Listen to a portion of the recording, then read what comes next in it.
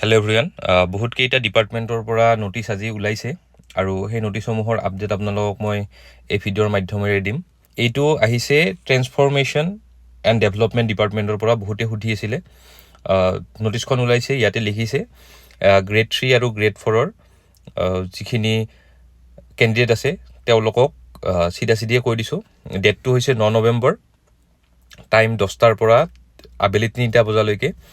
আৰু ভেনু দিছে director of economics and statistics Assam, conference hall, ground floor, Jawahar Nagar, opposite Nerim Beltola. নেৰিমখনৰ অপজিটতে আছে। The candidates must attend the document verification along with the original documents and a self-attested photocopy set of the following: all relevant original documents, copy of online applications, admit cards, educational certificate as per requirement for the post, Aadhaar card, PAN card বা voter ID card, one passport size photograph, caste certificate যদি applicable হয়, ex serviceman certificate যদি আছে, আৰু disability certificate যদি PWD candidate হয়, আৰু employment exchange registration certificate. The candidates who cannot attend the document verification on 9th November due to genuine reasons will be allowed to attend with the documentary evidence only on 10 November. যদি কোনোবাই 9 নৱেম্বৰত যাব নোৱাৰে তেতিয়াহ'লে 10 নৱেম্বৰত যদি valid region থাকে তেতিয়াহে ডকুমেণ্ট ভেৰিফিকেশ্যনৰ বাবে যাব পাৰিব। ইয়াতে secretary of government of Assam transformation and development department, এইটো হৈছে ট্ৰেন্সফৰ্মেশ্যন এণ্ড ডেভেলপমেণ্ট ডিপাৰ্টমেণ্টৰ নটিফিকেশ্যন ডকুমেণ্ট ভেৰিফিকেশ্যনৰ বাবে।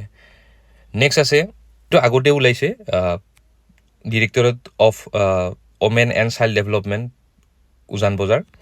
এইখন আগতে পাইছে আপোনালোকে, তথাপিও এবাৰ কৈ দিছোঁ।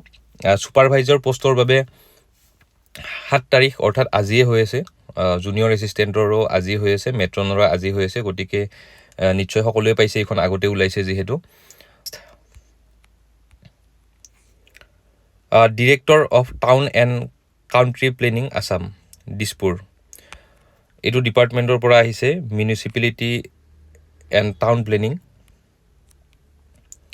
ইয়াতে the provisionally select candidates who have been recommended by the state level recruitment commission for class 3 post are hereby informed to attend the original document verification. 10 তাৰিখে 10 নৱেম্বৰত 11টা বজাৰ পৰা হ'ব। 1 নম্বৰ লিখিছে director municipal administration Assam, Nagarpath, Ganeshguri, Dispur, Guwahati 6। Director town and country planning Assam, Nagarpath, Ganeshguri, Dispur, Guwahati 06। ইয়াতে কেণ্ডিডেটখিনিৰ নাম আৰু roll নম্বৰবিলাক দি দিয়া হৈছে, কি পষ্টত পাইছে আপোনালোকে এবাৰ চাই ল'ব পাৰিব। এইটো director of municipal administration and town and country planning. Department of social justice and এম্পাৱাৰমেণ্টৰ পৰা এইটো আগতে ভিডিঅ'ৰ যোগেদি মই জনাইছোঁৱেই, তথাপি এবাৰ কৈ দিছোঁ। 8 নৱেম্বৰ অহাকালি আছে, 10টাৰ পৰা 3টা বজালৈকে। ভেনু হৈছে Amal Prabha Bhawan, conference hall of director of social justice and empowerment, Beltola, Guwahati 28। কি ডকুমেণ্ট লাগিব যদি আপোনালোকে তেনেকুৱা একো পোৱা নাই নটিচ, এবাৰ চাই ল'ব কি ডকুমেণ্ট লাগে, এই ডকুমেণ্টখিনি লগত লৈ যাব। নেক্সট আহিলোঁ পাৱাৰ ডিপাৰ্টমেণ্টৰো ভিডিঅ' অলৰেডি বনোৱা হৈছে, আৰু পাৱাৰ ডিপাৰ্টমেণ্টৰ বহুতে কৈ আছে যে তেওঁলোকৰ ৰোল নম্বৰসমূহ নাই। কি কাৰণত কোৱালিফাই হোৱাৰ পিছত ৰোল নম্বৰ অহা নাই সেইটো মই ক'ব নোৱাৰিম, তথাপিও কৈ দিছোঁ 12 তাৰিখে গ্ৰেড 3 আৰু গ্ৰেড 4 দুইটা পষ্টৰ বাবে 12 তাৰিখ ৰাতিপুৱা 11টা বজাৰ পৰা দিনৰ 3টা বজালৈকে হ'ব।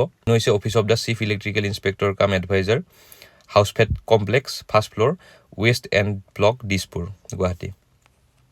আৰু এইখিনি ডকুমেণ্ট লগত লৈ যাব লাগিব: online application form, admit card of written examination age proof, educational certificate, caste certificate, computer proficiency, identity proof, notarized affidavit, format available in the below' mention website.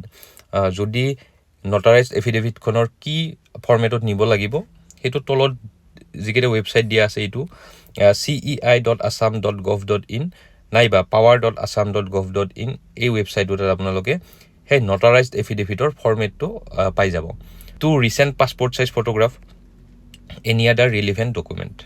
Food public distribution, consumer affairs and legal metrology আছামৰ ফালৰ পৰা এওঁলোকৰো grade 3 আৰু grade 4 দুইটাৰে 11 নৱেম্বৰ দিছে date, আৰু time হৈছে ৰাতিপুৱা 9:30 বজাৰ পৰা 3:30 বজালৈকে। ভেনু দিছে office of the commissioner, food public distribution, consumer affairs and legal metrology Assam, Ulubari, Ramakrishna mission road, Guwahati. আৰু কি কি ডকুমেণ্ট লগত লৈ যাব লাগিব? অৰিজিনেল ডকুমেণ্টৰ লগত ছেল্ফ এটেষ্টেড ফটোকপিখিনিও লগত লৈ যাব লাগিব। ইয়াতে উল্লেখ কৰিছে ডকুমেণ্টখিনি: copy of online application, admit card of the written examination, HSLC বা ক্লাছ 10ৰ এডমিট কাৰ্ড বা certificate supporting date of birth, academic qualification certificate submitted at the time of applying for the post of class 3 and class 4, caste certificate, ex-serviceman certificate, computer proficiency certificate, employment action certificate, Aadhaar card, passport, voter ID, PAN card যিকোনো এখন লৈ যাব লাগিব, 1 passport size photograph without spectacles, অৰ্থাৎ চশমা পিন্ধি যদি আপোনাৰ কিবা ফটো আছে পাছপোৰ্ট সাইজ ফটোগ্ৰাফ, সেইখন নহ'ব, চশমা নিপিন্ধাকে লৈ যাব দিছে। The least of candidates will be available, এইটো ৱেবছাইটত গ'লে fcsca.assam.gov.in, ইয়াত গ'লে আপোনালোকৰ লিষ্টখিনি পাই যাব। Due genuine reasons will be allowed to attend with documentary evidence only on 12 November. যদি কোনোবাই 11 নৱেম্বৰত যাব নোৱাৰে তেতিয়াহ'লে 12 নৱেম্বৰত আপোনালোকে যাব পাৰিব, যদি আপোনালোকৰ কিবা ভেলিড ৰিজন থাকে, যে কিবা হেল্থ ইছ্যুছে হওক বা কিবা এনেকুৱা ভেলিড ৰিজন থাকিলে এদিন পিছত হ'লেও গৈ ডকুমেণ্ট ভেৰিফিকেশ্যন কৰিব পাৰিব। বাকী এইখনতো সকলোৱে পাইছে, এগ্ৰিকালচাৰৰ অহাকালিৰ পৰা আছে, গতিকে এইখন কৈ নিদিওঁ।